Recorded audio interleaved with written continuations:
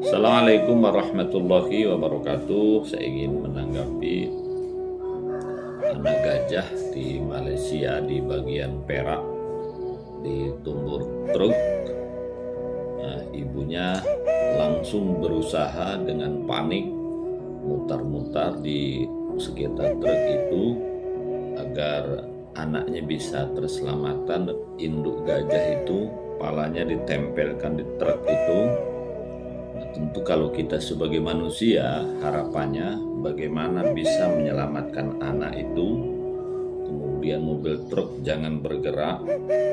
Kalau misalnya mobil truk itu bergerak, nanti anaknya malah terlindas ban belakang. Yang luar biasanya, induk gajah itu bisa bertahan di situ sampai 5 jam. Kejadiannya kan jam 2 malam. Padahal di sekitar situ sudah mulai banyak kendaraan, baik kendaraan kepolisian dan segala macam.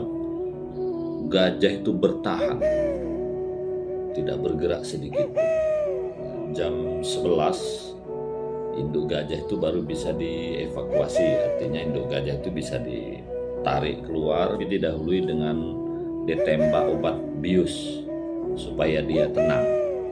Anak gajah baru dievakuasi, kabarnya dikubur di tempat yang dirahasiakan. Yang membuat para netizen Indonesia, Malaysia, dan negara serumpun itu menangis, betapa gambaran itulah kasih sayang seorang ibu pada anaknya. Kemudian khusus netizen Indonesia membandingkan kejadian di Kendari, ada seorang ibu selebgram yang meninggalkan anaknya yang masih bayi 4 orang di rumahnya karena ditinggalkan mencari makan bersama cowoknya. Ini kan berbanding terbalik nih. Jadi gajah saja bisa sesayang itu, kata netizen. Ini masa seorang manusia meninggalkan anaknya sampai 3 jam sehingga anaknya terbakar. Dikabarkan dari 4 itu yang 1 selamat. Tapi kita tidak boleh menuduh dulu ya bahwa yang di Kendari itu kelalaian yang disengaja. Mungkin dia sedang khilaf saja. Tunggu saja nanti penyelidikan dari kepolisian. Raja hutan sebenarnya gajah menurut saya, bukan singa. Gajah ini memiliki insting yang tinggi. Karena kebetulan saya, orang tua saya, itu tinggal daerah Gajah.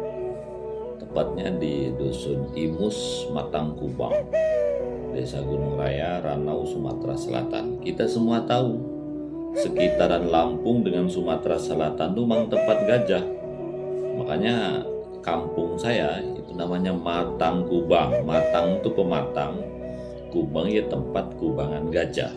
Maka gajah sampai hari ini masih ada di sekitar kebun kita itu ya. Tahulah Lampung Barat, Pugung ya, kemudian Suwoh, ke Gunung Raya, langsung ke Merambung, ke Giham, itu daerah gajah semua. Dan gajah memang instingnya kuat. Dia kalau kita omongin, dia tahu.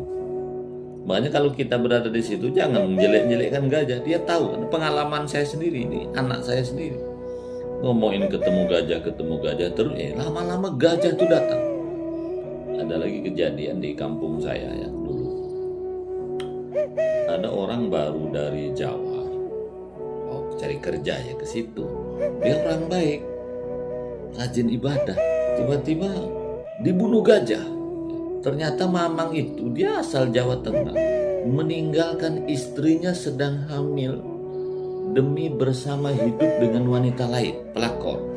Ya Allah, artinya apa? Insting gajah itu tinggi. Ada lagi kejadian, tapi tak perlu saya sebut namanya. Kalau saya sebut banyak hafal, kita enak pula saya.